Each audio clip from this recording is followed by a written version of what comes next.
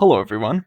Today I was talking to Hiku about the community, the competitive Puyo community, and how we could talk about players, how we could give more visibility to players. Because it was a shared sentiment between us that the competitive scene in Puyo is something that is not really talked about very much outside of events. So, you know, you, for example, have one event a month, and people will talk about it for like 2 or 3 days, and then the competitive scene would just die down. So, Hiku came up with this idea of maybe players talking about each other, And one natural thing to do in competitive communities is to rank people. So we thought it could be a nice idea to give each other our perspectives on other players and share our thoughts on the competitive scene. So we selected the top players from Hiku's ranking, and we included a few other players that we thought could, elicit some interesting discussion. So, just to give a brief explanation of the tiers that are here by default, which, by the way, I will leave the link to this tier list template in the description. So, super top players are those players who should give everyone else a lot of difficulty. You should really sweat in order to beat super top players. They are supposed to be the cream of the crop. So they're supposed to give everyone else a very hard time. Top players are very similar to super top players, with a few differences that make them not really equal. So, for example, top players might not be as consistent. They might put up a very good fight against super top players a lot of the time, but also a lot of the time they might be quite underwhelming. So these are players who, I would say, they still need a bit more of effort to really rise up. Then we have contenders. These are contenders to top players, right? So people who need to put in a little more effort in order to become top players. These are usually players who do really well in tournaments, but they usually can't really keep up with top players or super top players. Now, for potential powerhouses, these are players who are more gimmicky, maybe, or players who, have some interesting showings in tournaments, but they still have a bit more to evolve, right? So, I think it will become clearer as I talk about players. And then we have gatekeepers, who we named this tier this way for lack of a better term. These aren't really bottom level players, far from it. They're just bottom level in this tier list. So basically, I think that gatekeepers are people who you would need to reliably be able to defeat in order to make it to this list. So, without further ado, let's begin. The first name we have here is Acliv, and Acliv is easily a super top player. If you haven't been following the competitive scene, for many years Acliv has been considered the best Western player, the top Western player. His performances are just admirable, Against every other Western player, he really puts in a lot of work, and it's really hard to beat him. He also participates. I don't know if he's currently participating, but he at least has participated in Hisiachu League, and with tremendous performance as well. He was an A-League player, which is the best league in Hisiachu League. And just to give a bit of context, Hisiachu League is a Japanese league where you have I think, you have 5 different categories of players, and Acliv was at the top level, competing with some really tough Japanese players, And I have played a few times against Acliv in tournaments. I never beat him in a tournament. I particularly like our tournament matches happened a few years back, and I distinctly remember that Acliv uh, he has this very interesting thing where I would start with a big advantage against him, with a big score gap. I think one time I opened with like a 5 or 6 point lead, and I was feeling super confident, like, wow, it's not that hard to beat Acliv after all. And then all of a sudden he just turned the tables, he turned the tides, and he was winning, and it was really hard to keep up with him. So I think it's really interesting. It seems like he takes some time to adapt, but after he takes that time to adapt, it's really hard to take him down, and he adapts all at once, which makes it even harder, because you have all of this momentum from doing whatever you were doing, and then this guy just says no, and you have to somehow, find a way to beat him after his adaptation, which is really complicated. So Acliv is undoubtedly a super top player. Now for Anameru, Anameru is a very solid player, a very strong player.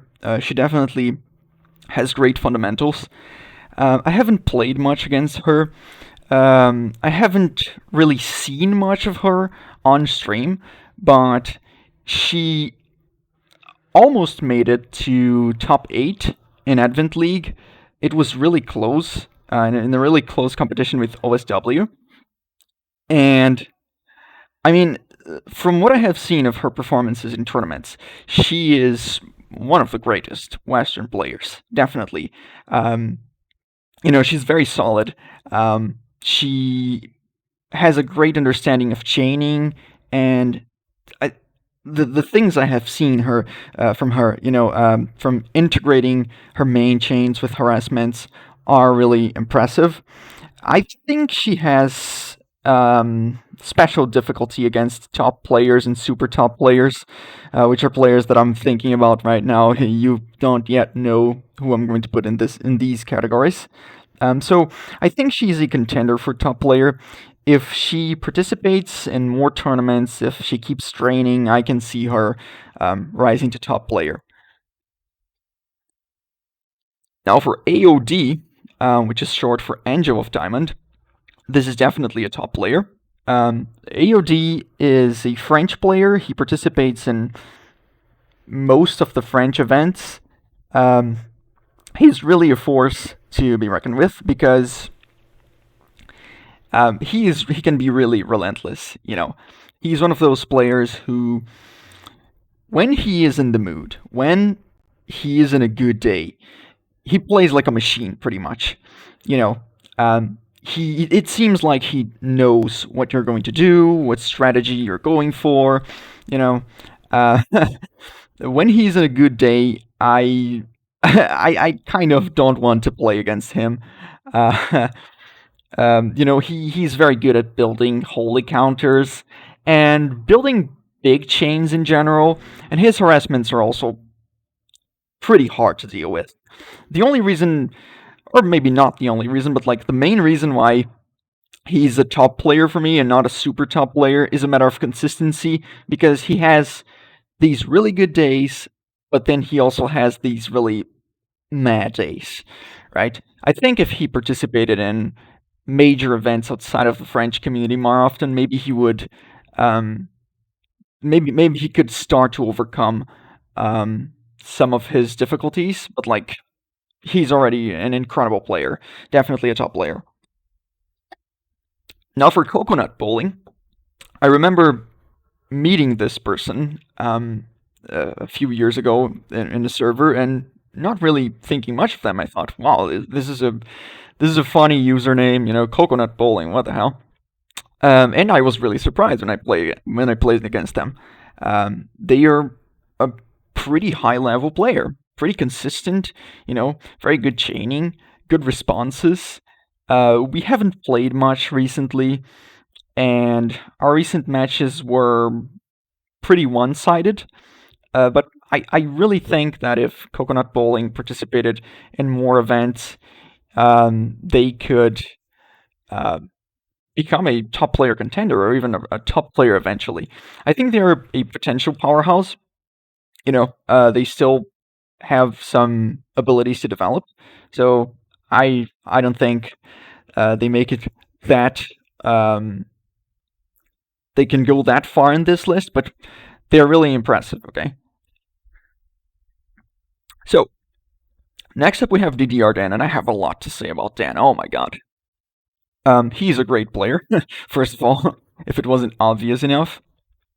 Dan is one of those players, along with Hiku and maybe a few others, who I like to call analytical players. And by analytical, I mean I am under the impression that most players, to improve, simply keep playing. They don't really put much thought into their improvement. They might make a few observations about their matches here and there, and think, hey, maybe I should improve this or maybe I should improve that. But to actually come up with a more detailed plan, a more detailed strategy of what to train, and to really stick up to that training routine, that is something that very few people actually do, I think. Right? I certainly don't do this. And so Dan actually does this. I remember I remember him challenging me on to certain matches and saying, "Oh, I have something new to test. I have something new to try out."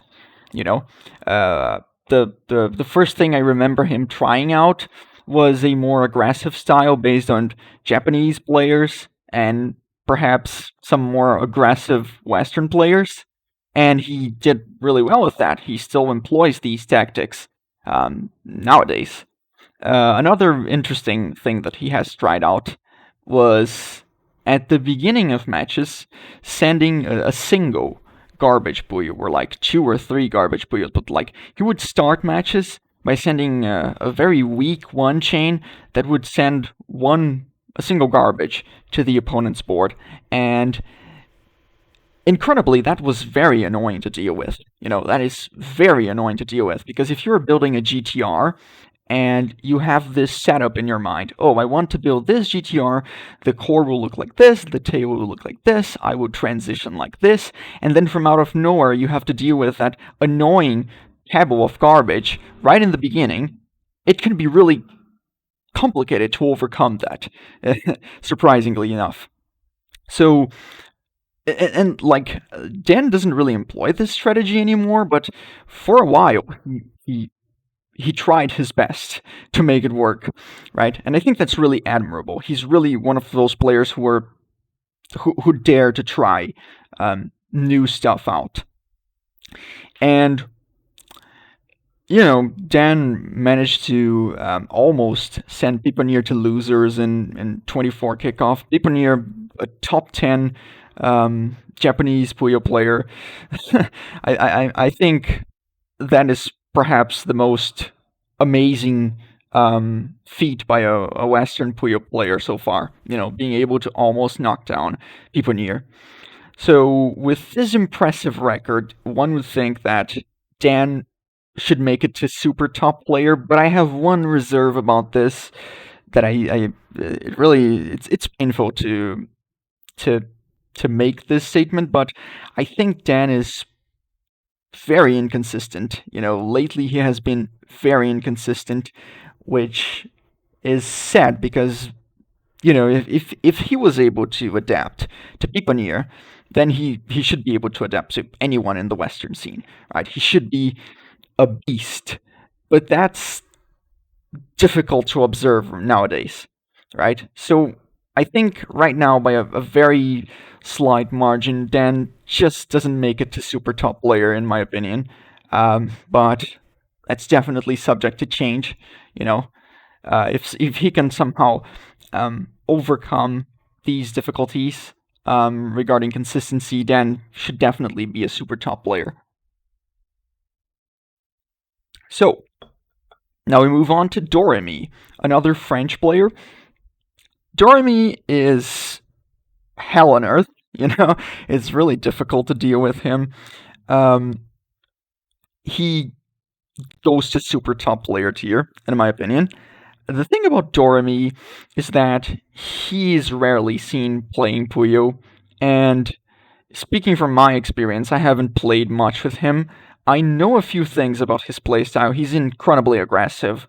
Um, he has some super annoying power tails that he makes.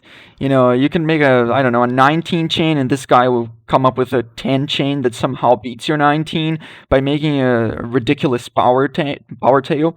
So it's really annoying to deal with Dormy, and I think the lack of matches against him, the fact that he rarely shows up really helps his case actually, because it's difficult to adapt to him.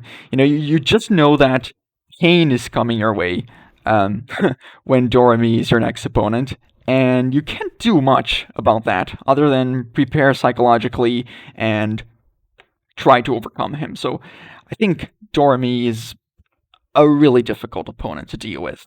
I think he gives everyone on this list some hard work in order to beat him. So definitely super top player, in my opinion. Next up we have Havven, another French player. I would put Havven in Gatekeeper right here, and that's because I haven't seen much from him in tournaments. We have played a few matches casually in Ascension Puyo's matchmaking.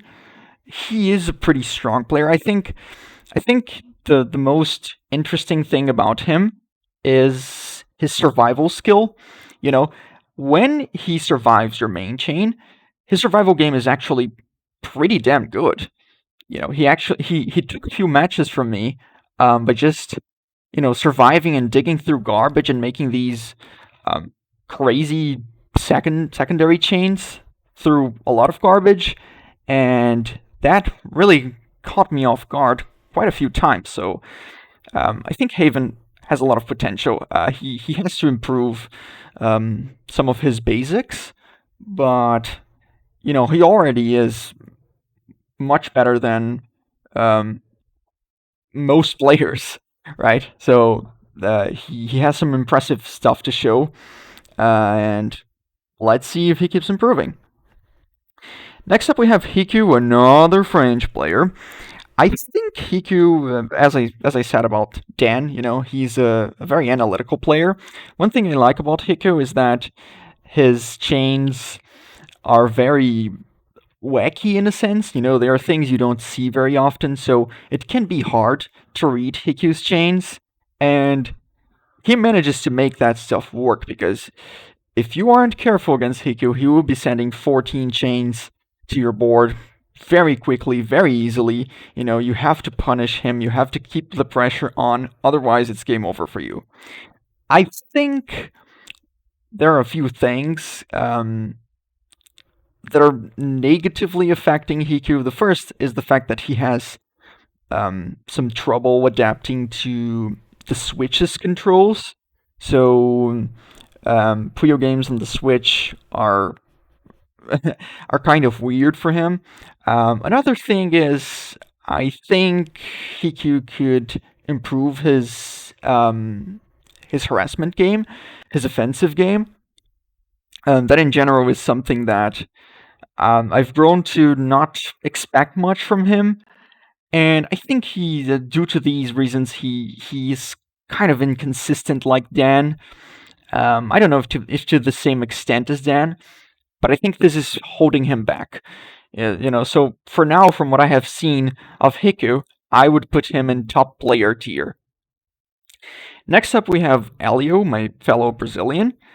Hélio is a very interesting case because I have seen his performance through the years very closely, since we are in the Brazilian community and he mainly communicates in Portuguese.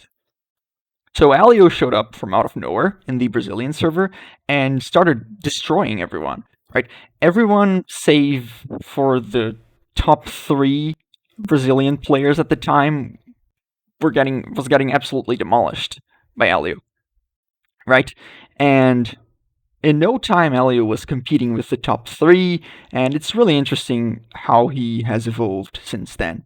His chaining in the beginning was pretty solid already, but it had a lot to improve still. I have witnessed him move to submarines. Now I believe he's more used to GTRs, standard stuff, but very useful. And he has a very aggressive playstyle, right?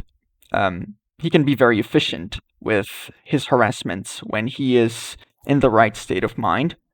One thing I think holds him back is the fact that his decision making can be kind of mechanical, kind of predictable.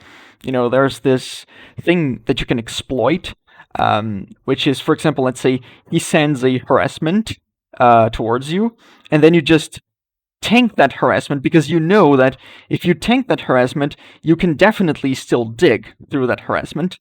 And then he will look at your board, see that you tanked that damage, and think, hey, my attack worked, so I would just send main chain now.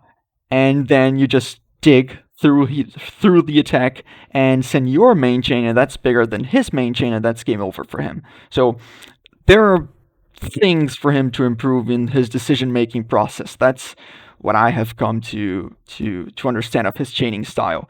So Hélio is definitely a top player, right? His performance in tournaments is also remarkable. He's always one of the top contenders, right? Next up we have Zhao, who is a Russian player. Very, very rare, a very rare thing, right? I don't know if I have ever seen another Russian Puyo player, even in, I don't know, PPC ranked. I don't think I've ever interacted with someone from Russia, so it's really interesting. I haven't seen much from Zhao. As far as I know, they haven't participated in any major tournament or even minor tournament. I'm not really sure. But we have played a few times, and I was really surprised the first time we played. They were playing really solidly, and I think they almost beat me, so that was really interesting. But then we played again another time, and the results weren't that impressive. So I'm not sure about this player. They're really strong. They're really, really strong. They can put up a very good fight. But I think due to their lack of participation in bigger events, I would put them in potential powerhouse. Right? Maybe if we see more of them, I might change my mind. Next up, we have JeremGS, okay, another French player. This is one of 4 French players in this list who who I pretty much trained with back in 2020, 2021, right? And Jerem for a long time was an opponent that I absolutely could not beat. We would play like first to 50s almost every day for a period of time, and they were really tough, really hard to beat. So that alone already tells me that Jerem, if he really put his heart into it, could make it to a top player spot or something like that. Unfortunately, they haven't played much in like years for now. So I assume I'm working with suppositions right here, but I assume that if Jerem came back, he would do pretty good. He would almost immediately be a top player contender, right? So I'm putting him here. Next up, we have John. John is a Mexican player. I think this is not a player that many people know, but he's really strong, right? He has had some really strong showings in tournaments. I can't really remember anything off the top of my mind because it's been a while since we played, but John is very solid. I don't know if I would put him in contender. I think he's a potential powerhouse. Right? I don't have much more to say. He's just a really strong player. Next up we have Juice. This is another player who I don't really know much about. I haven't seen much from Juice. I haven't seen them play much. I think I would put her in Gatekeeper because I haven't seen much, but from what I have seen, they're pretty good. They have a solid understanding of the game, but you know, when you climb up to this potential powerhouse tier, Coconutbowling, Zhao, and John are three very aggressive players. So I think Juice might have a hard time against them. I don't know. I could be wrong, right? But I'm placing her in Gatekeeper. Next up, we have Koopary. So Koopary, I once called them like mini Hiku because they had a wacky chaining style, and I think this still holds. I think they're quite different from Hiku. While Hiku can consistently build these really large chains with his wacky builds, Kooparies are more oriented towards aggression, and I think this works really well against players around Koopary's level or below their level. But players above, I think they clearly have an advantage over Koopary, right? So Koopary's kind of a gimmicky player.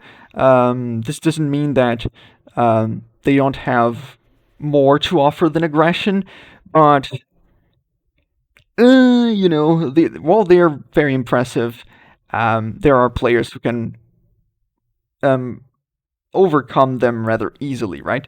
But Koopary is remarkable because um, they are a very aggressive player and their chains are very hard to read. So against many players, this gives Koopary like an immediate advantage psychologically, or an advantage over how players are going to read Koopary's board. So I would put Koopary in potential powerhouse tier because, well, I think they would give everyone else in this tier a hard time. I think the people above would not have such a hard time dealing with Koopary.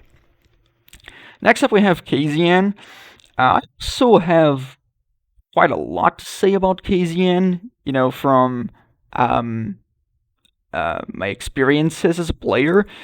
Um, it's really interesting because the first time I played with KZN, I was surprised. Like, I was as surprised as I was when playing with Zhao because his playstyle was very solid and he just arrived from out of nowhere.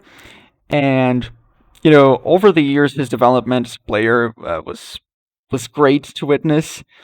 For a while, he had uh, for a while he had kind of a hard time putting up a fight against me, but then eventually he started reaching these peaks of potential where he would feel like an impossible opponent at times, right? So it's interesting to follow his development.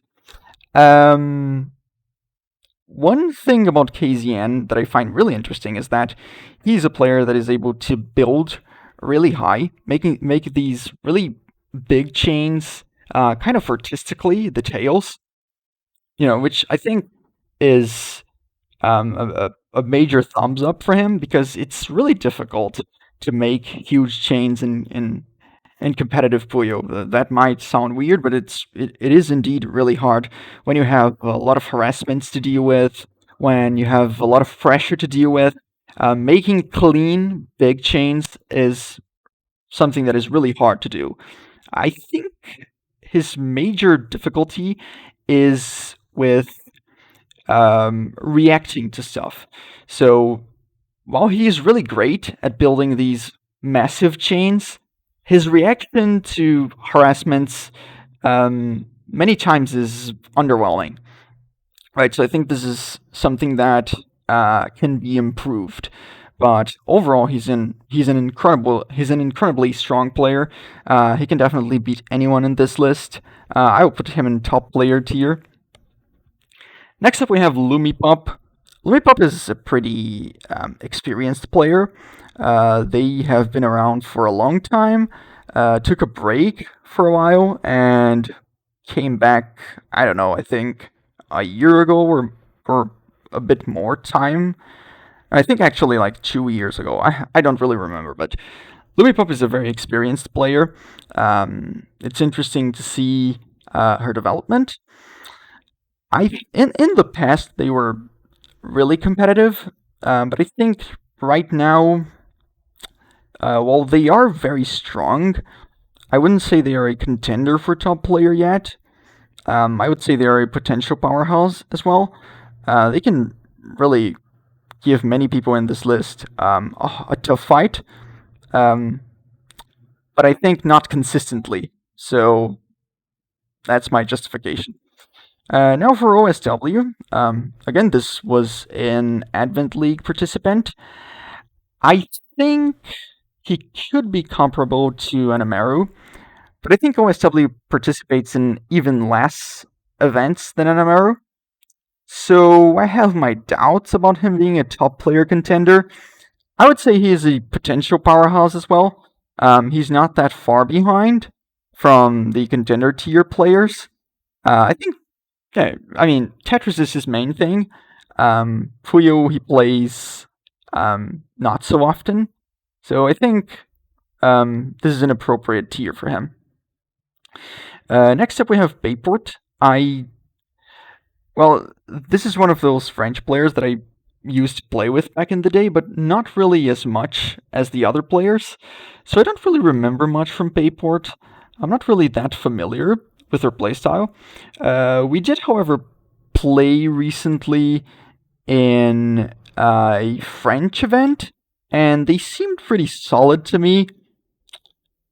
But I'm not sure if I would consider them a contender for top player, because that was on Puyo versus, and I have some issues playing there. I'm not really sure. I think Bayport is a potential powerhouse. Now for Potion, this player showed up in a single event. No, this player showed up in 2 of the events that I was watching. None of them I was participating in, unfortunately, because I would have enjoyed playing with them.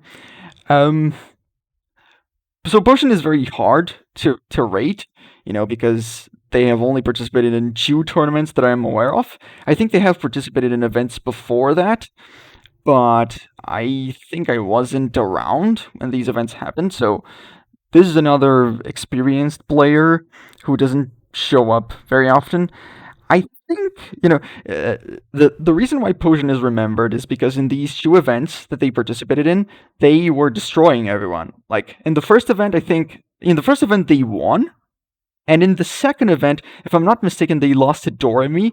They were destroying everyone else, right? So, I think Potion would immediately be a top player contender if they showed up again, right? So I think they are a contender.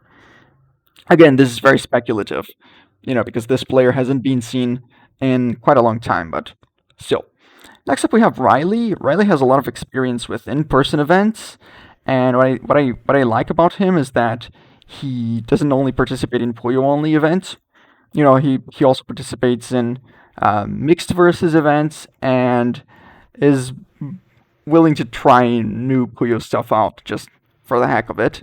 I think compared to the other players in this list, Riley belongs to the potential powerhouse tier, because his fundamentals are good, but I think he's at a speed disadvantage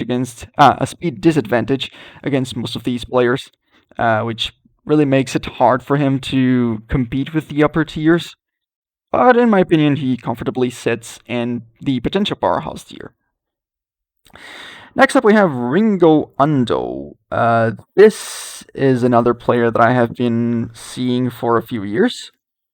I think Ringo is a very good player. He's a very solid player, very strong. Has a great understanding of chaining. Their chaining is some of the wackiest you can see. I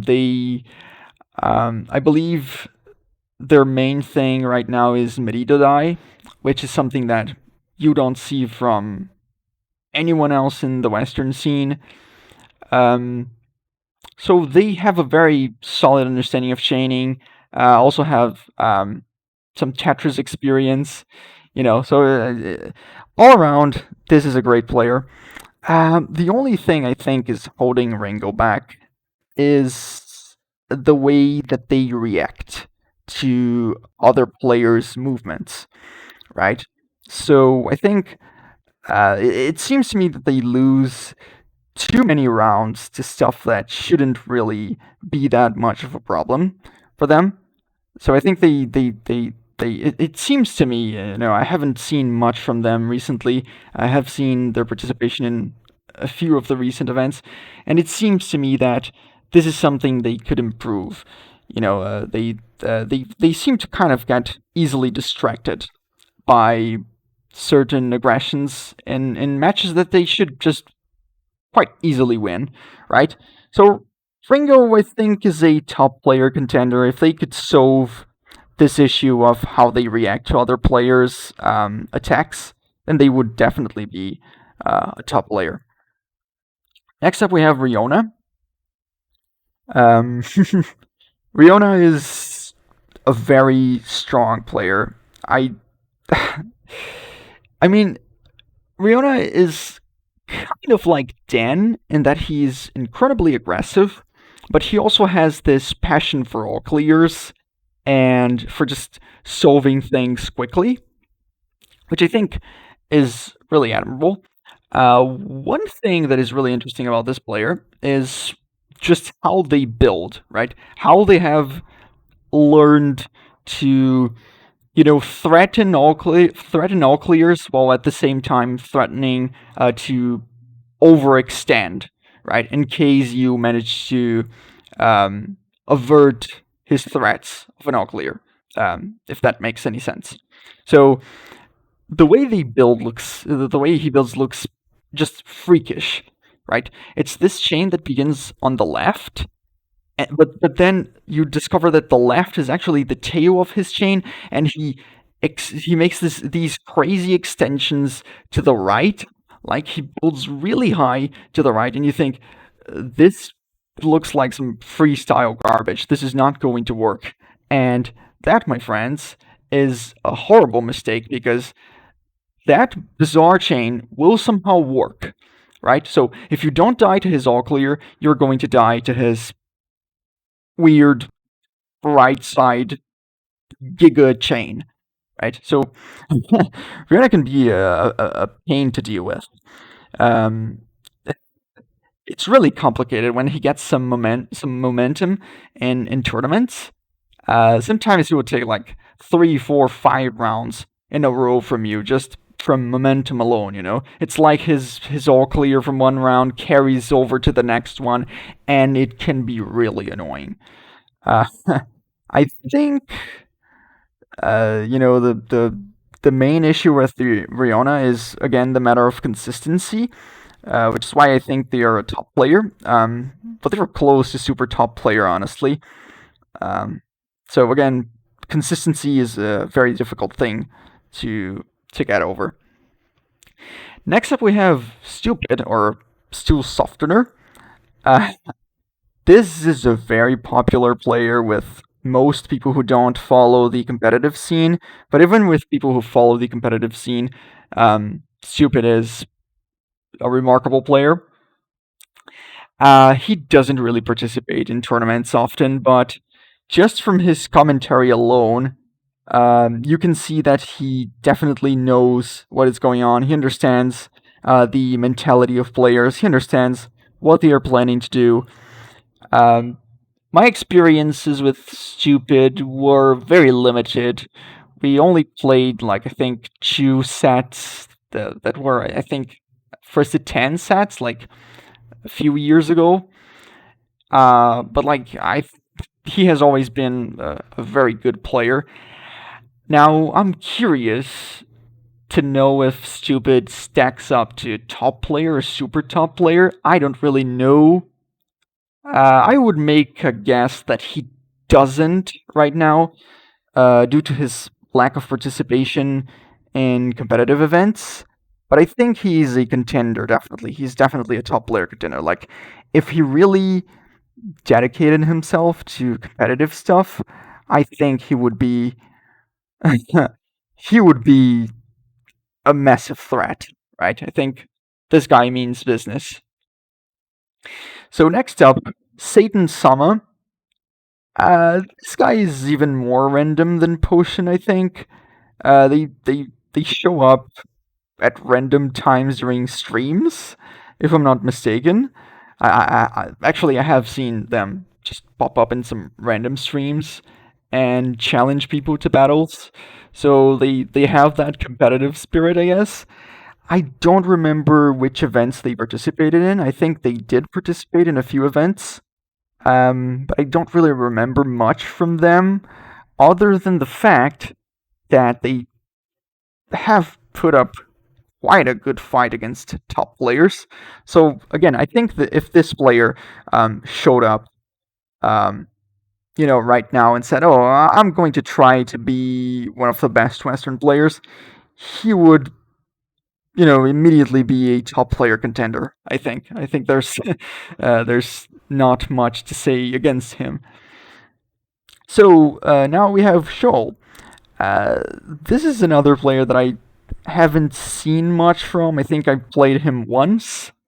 Compared to the other players in this list, Schoell definitely goes to the gatekeeper tier.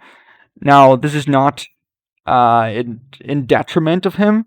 It's just that the other people in this list are really uh, uh, are really pretty far above him right now. So yeah, I don't have much more to say.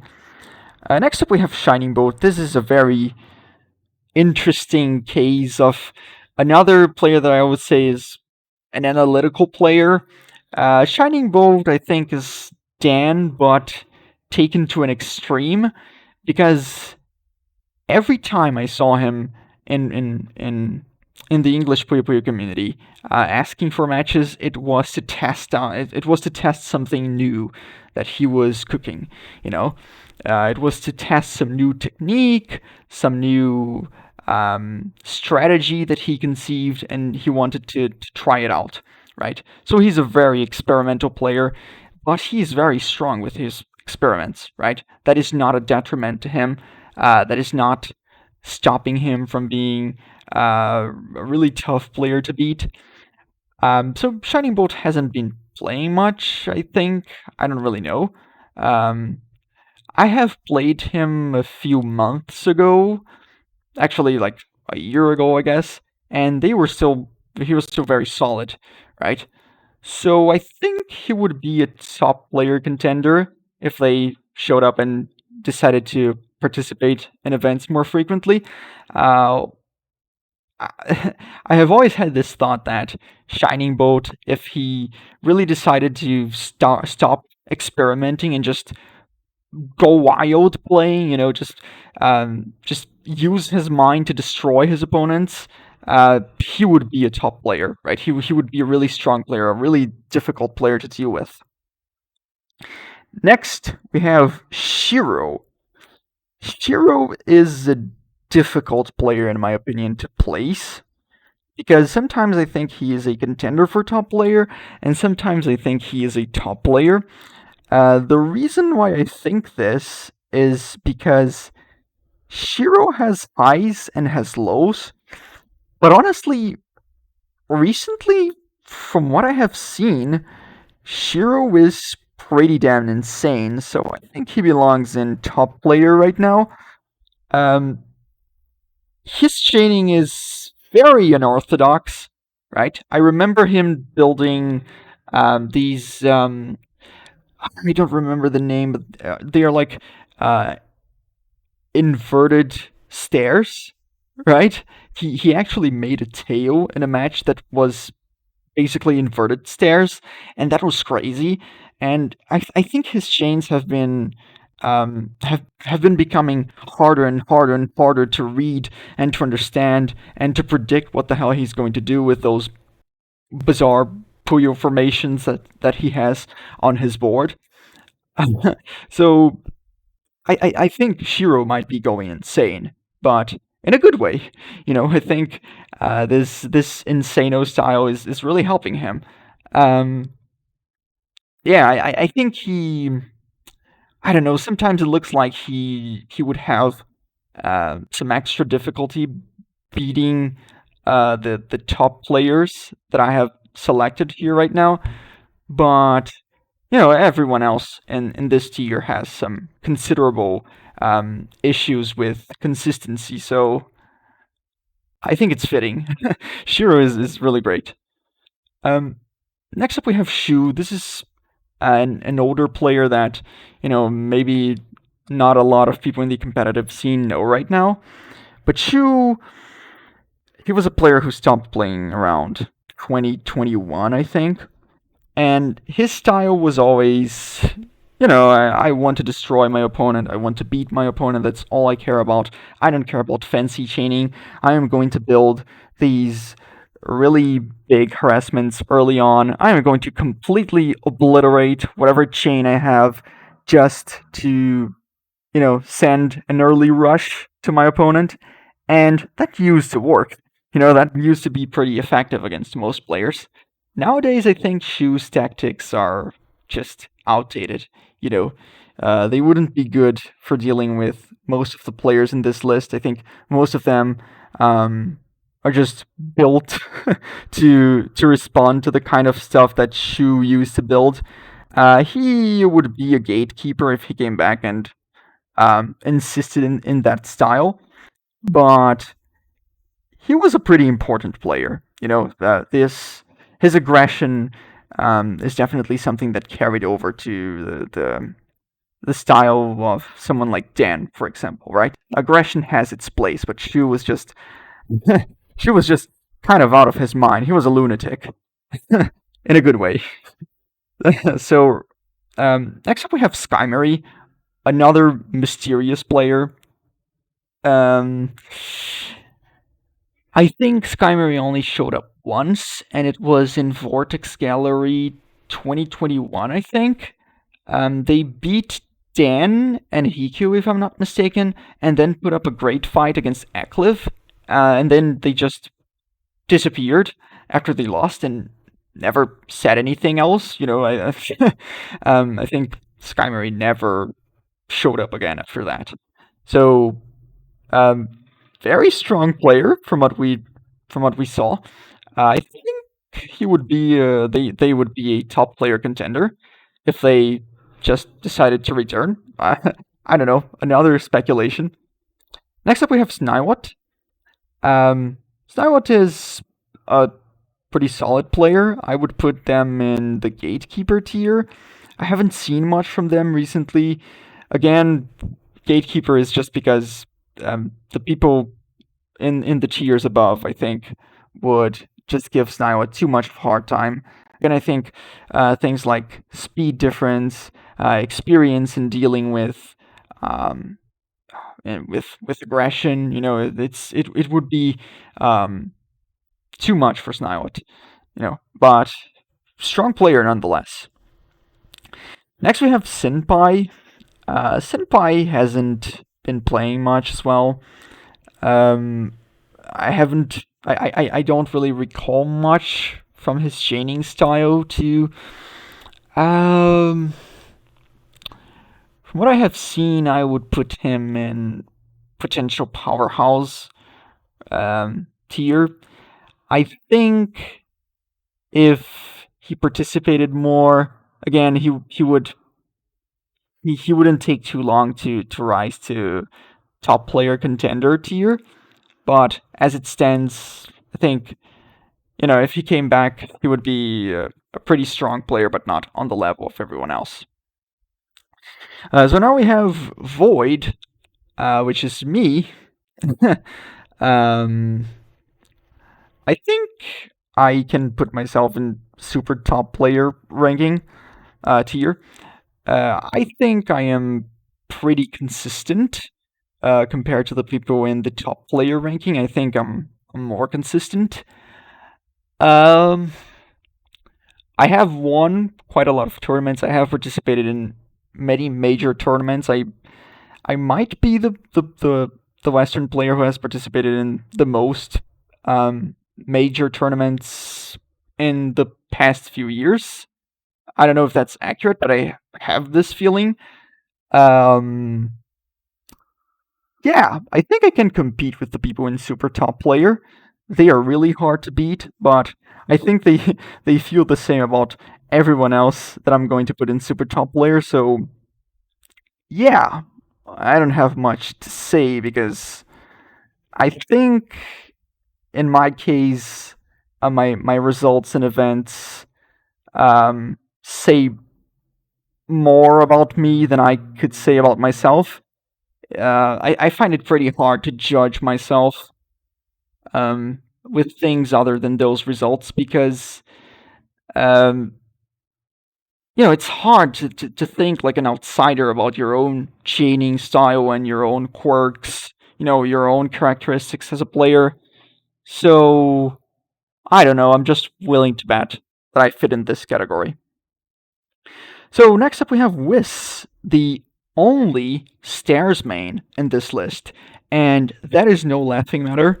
I would like to use I would like to use this space to declare that no, just because someone is a stairs main, that doesn't mean that they are easy to beat. That doesn't mean that they are, a newbie. That doesn't mean that um, they should learn something better because one thing that I have learned about these players who master these specific chaining forms is that they start seeing things that you just don't see, right? So, for example, I remember playing against Puyo, a Korean player, a while back, and I noticed that he was building Sandwich, which I knew was something he was very comfortable with.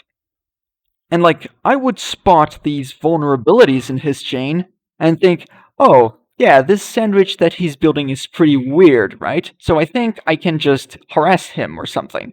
So I go ahead, I set up a harassment, I send the harassment towards Puyo, and from out of nowhere, he just warps reality so that that weird sandwich that absolutely would not function in any parallel dimension somehow functions. It somehow counters my harassment. It somehow leaves him with a beautiful sandwich alternative after his harassment resolves, and then I have to send my main chain, and then and then he just has time to extend, and it's game over for me, right? So he can just pull stuff out of thin air with his sandwiches. And the same thing I have noticed for stairs users.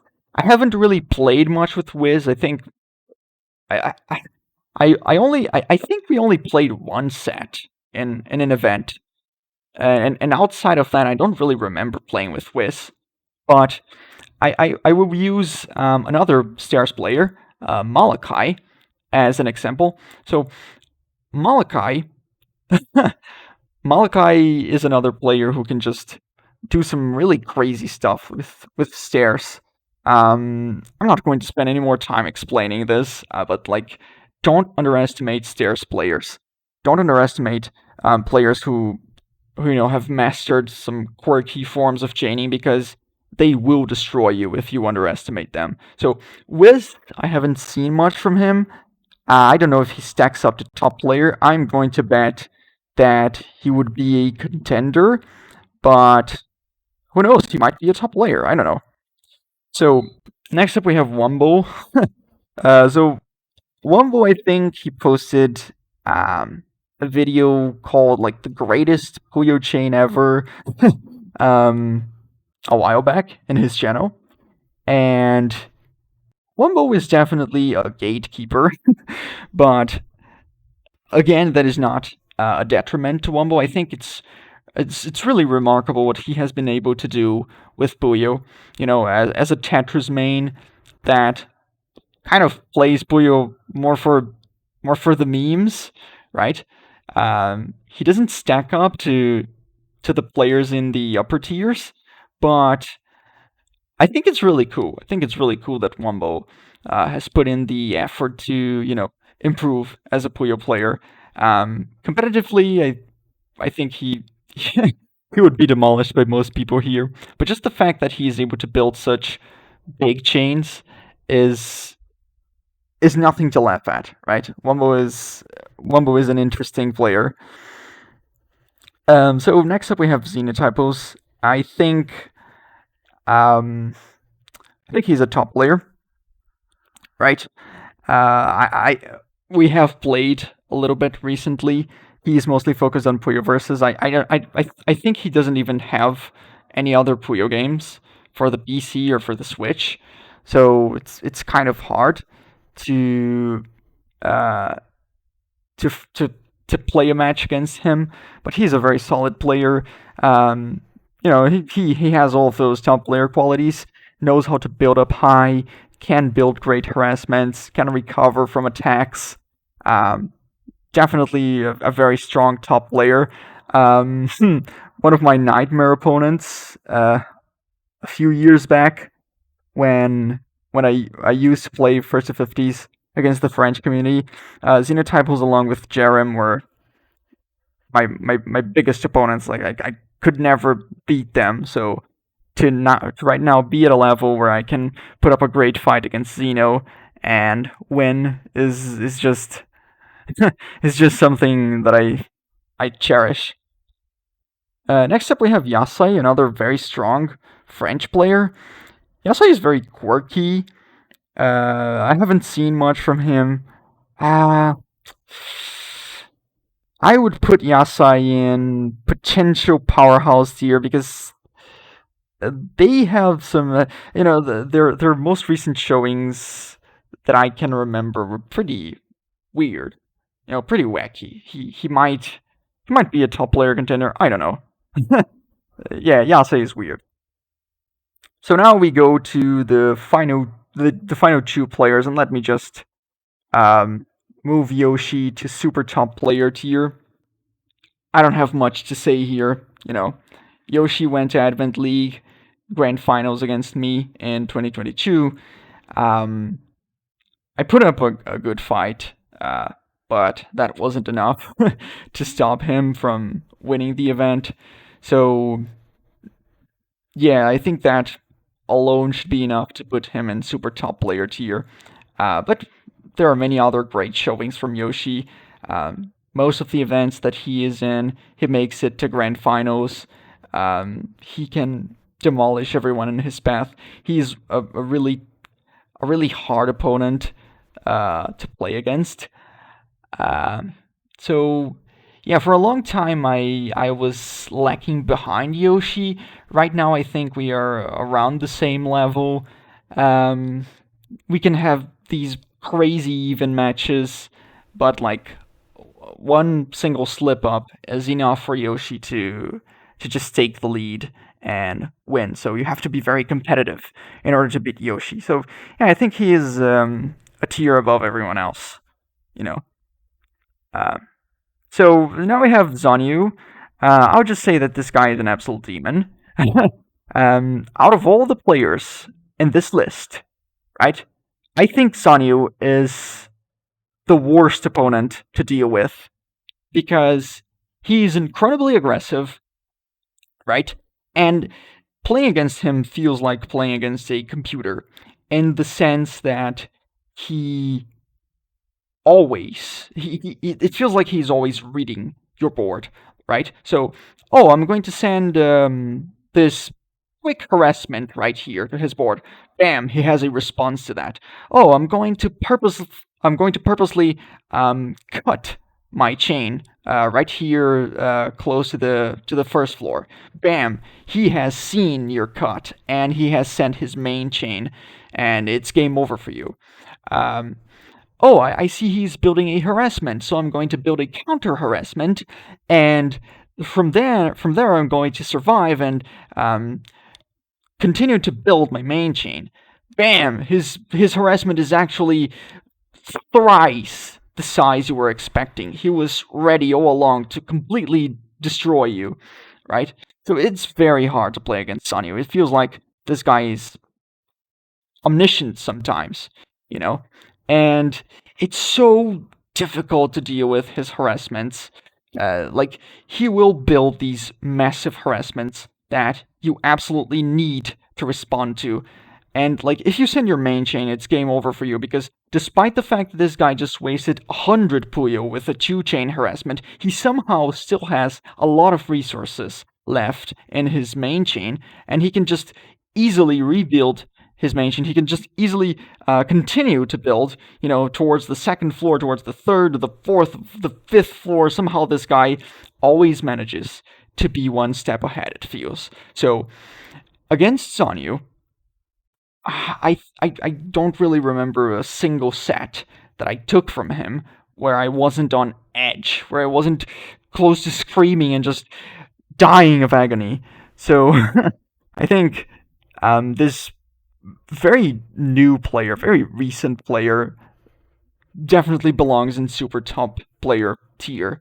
And with that, my tier list is complete. I hope you've enjoyed this video. I hope you've enjoyed my rambling. If you've made it this far, thank you a lot. And I guess I'll see you in another video.